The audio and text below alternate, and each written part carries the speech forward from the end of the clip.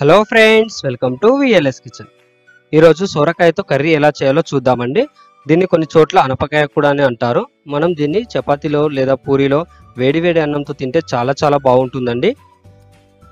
ఈ సొరకాయ కర్రీని నేను చెప్పిన విధంగా చేస్తే మీరు ఈ టేస్ట్ అనేది అస్సలు మర్చిపోరండి. ఒకసారి ట్రై చేసి చూడండి.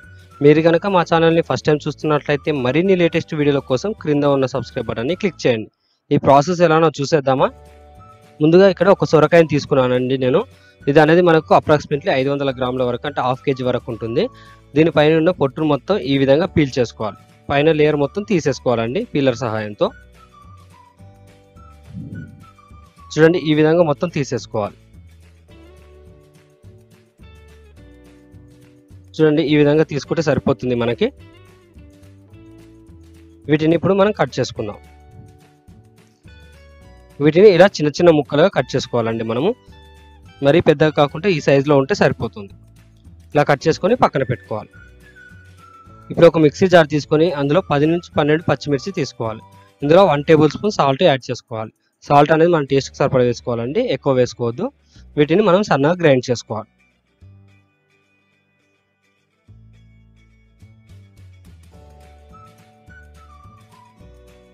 మనం ఈ విధంగా గ్రైండ్ చేసుకుంటే సరిపోతుందండి.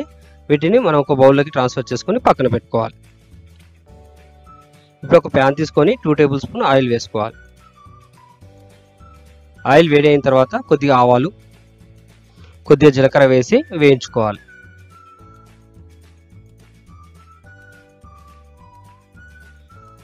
ఇలా వేగిన తర్వాత చిన్నగా కట్ చేసి పెట్టుకున్న ఉల్లిపాయ ముక్కలు వేసి వేయించుకోవాలి.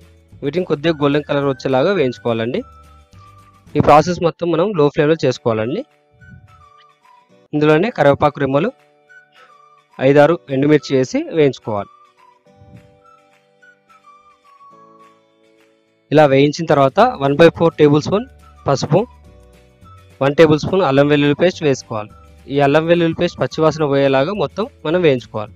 ఈ పేస్ట్ వేయడం వల్ల మన కర్రీ అనేది చాలా టేస్ట్ అవుతుందండి. ఇప్పుడు ముందుగా కట్ చేసి పెట్టుకున్న సొరకాయ ముక్కల్ని యాడ్ చేసుకోవాలి.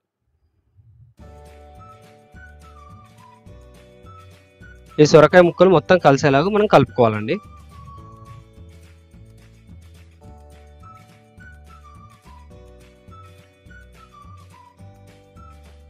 ఈ విధంగా మొత్తం కలుపుకున్న తర్వాత దీనిపైన మూత పెట్టి 5 నిమిషాల పాటు మీడియం ఫ్లేమ్లో ఉడికించుకోవాలి. 5 నిమిషాల తర్వాత ఒకసారి మూత తీసి కలుపుకోవాలి.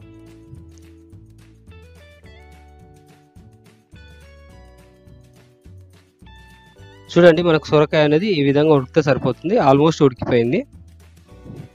ఇలా మనం స్పూన్తో కట్ చేస్తే కట్ అవ్వాలి. ఇలా ఉంటే సరిపోతుంది. ఇందులో మనం ముందుగా పేస్ట్ చేసుకున్న పచ్చిమిర్చిని యాడ్ చేసుకోవాలి. ఈ పచ్చిమిర్చి పేస్ట్ కూడా మొత్తం మనకు సొరకాయలో కలిసేలాగా కలుపుకోవాలి.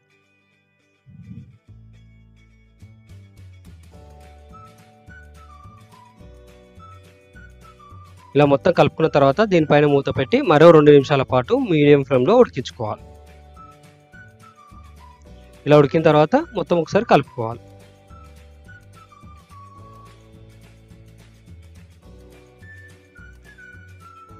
ఇందులో 1 టేబుల్ స్పూన్ ధనియాల పొడి వేసుకోవాలి. అలానే 1 టేబుల్ స్పూన్ మిరియాల పొడి యాడ్ చేసుకోవాలి. మిరియాల పొడి వేసుకోవడం వల్ల మనకు జలుబు అనేది కాదండి. అలానే మనకు టేస్ట్ కూడా చాలా బాగుంటుంది. దీన్ని మనం 1 నుంచి 2 నిమిషాల పాటు లో ఫ్లేమ్లో అలానే ఉంచాలి. ఫైనల్గా కొద్దిగా కొత్తిమీర వేసి గార్నిష్ చేసుకోవాలి. అంతే అండి, ఎంతో టేస్టీగా మనకు సొరకాయ కర్రీ అనేది రెడీ. మీరు కూడా మీ ఇంట్లో ఒకసారి ట్రై చేసి తిని టేస్ట్ ఎలా వచ్చిందో కామెంట్ రూపంలో తెలియజేయండి. ఈ వీడియో మీకు నచ్చినట్లయితే లైక్ చేసి మీ ఫ్రెండ్స్కి షేర్ చేయండి. మరియు మరిన్ని వీడియోల కోసం సబ్స్క్రైబ్ చేయండి. Thanks for watching the video.